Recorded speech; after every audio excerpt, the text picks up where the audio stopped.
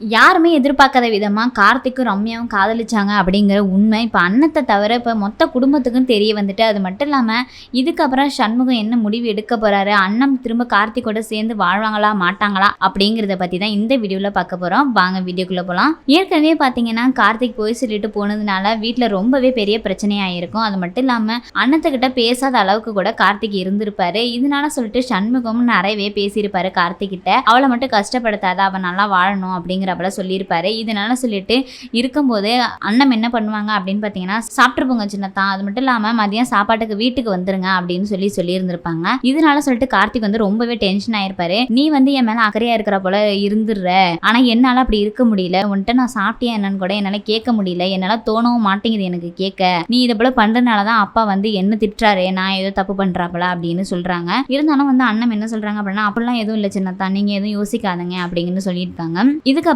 தான் பார்த்தீங்கன்னா ஆஃபீஸுக்கு சாப்பாடும் கொடுத்து விட்டு கார்த்திக்கும் சாப்பிட்டுறாரு. இது தெரிஞ்ச கார்த்திக் அண்ணத்துக்கிட்ட கொஞ்சம் சாஃப்டாவே பேசுறாரு, தேங்க்ஸ் அப்படின்னு சொல்லிட்டு. இதுக்கப்புறம் பார்த்தீங்கன்னா அண்ணத்துக்கு எல்லா உண்மையும் தெரிய வருது. அதாவது வந்து கார்த்திக் எழுதின லெட்டர் மூலியமா எல்லாத்தையும் தெரிஞ்சுக்கிட்டு அண்ணன் வந்து கார்த்திகிட்ட கேட்குறாங்க டைரக்டா, நீங்க வந்து ரம்யாவை தான் காதலிச்சிங்களா, அது மட்டும் இல்லாமல் ரம்யாவை பார்க்க போறேன்னு என்கிட்டயே சொல்லிட்டு போயிருக்கலாமே அப்படிங்கிறப்பல பல கேள்விகளை கார்த்திகிட்ட கேட்குறாங்க. ஒரு கேள்வியுமே வந்து கார்த்திக் வந்து என்ன பதில் சொல்றது அப்படின்னு தெரியாத அளவுக்கு முடிச்சுக்கிட்டு இருக்காருன்னு தான் சொல்லணும். அதை தொடர்ந்து பார்த்தீங்கன்னா கார்த்திக் ரொம்பவே கோவம் வந்து அண்ணத்துக்கிட்ட ரொம்பவே ஹார்ஷாக நடந்துக்கிறாரு. அதாவது எல்லா பொருளையுமே வந்து தூக்கி போட்டு உடைக்கிறாரு.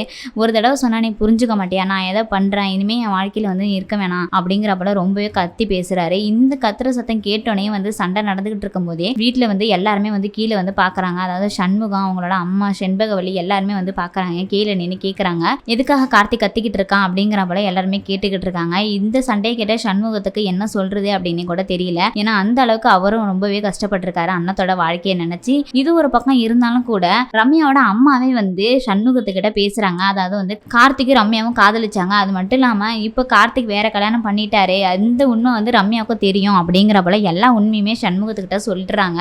இதுக்கப்புறம் வந்து சண்முகம் வந்து ஒரு அதிரடியான முடிவு தான் எடுப்பாரு அப்படிங்கிறப்பலதான் அடுத்த கட்ட கதைகளும் இருந்திருக்கு. இதை தொடர்ந்து கண்டிப்பா வந்து கார்த்திக் கிட்ட பேசுவாரு, அப்படி இல்லைன்னா கார்த்திக் அண்ணத்தையும் சேர்ந்து வாழ சொல்லுவாரு அப்படிங்கிறப்பலதான் அடுத்த கட்ட கதைகளும் இருக்கும். இருந்தாலும் வந்து அண்ணன் வந்து கார்த்திக் கூட வாழ்வாங்களா இல்லையா அப்படிங்கிறது அண்ணத்தோட முடிவா தான் இருக்கும். ஏன் அப்படின்னா கார்த்திக் ரம்யாவும் வந்து காதலிச்சிருக்காங்க அப்படிங்கிற ஒரே காரணத்துக்காக கண்டிப்பா அண்ணன் விட்டு கொடுத்துருவாங்க அப்படின்னு எதிர்பார்க்கப்படுது. வெயிட் பண்ணி தான் பார்க்கணும் எந்த மாதிரியான ட்விஸ்ட கதைகளத்துல வச்சிருக்காங்க அப்படின்னு சொல்லி. இதை பத்தின கருத்துக்களை உங்க கமெண்ட் பாக்ஸ்ல சொல்லிடுங்க. அது மட்டும் இல்லாம இந்த மாதிரியான சீரியல் ரிவ்யூஸுக்கு நம்ம பெரிய திரை சேனலை மறக்காம லைக் அண்ட் ஷேர் பண்ணுங்க, சப்ஸ்கிரைபும் பண்ணிடுங்க.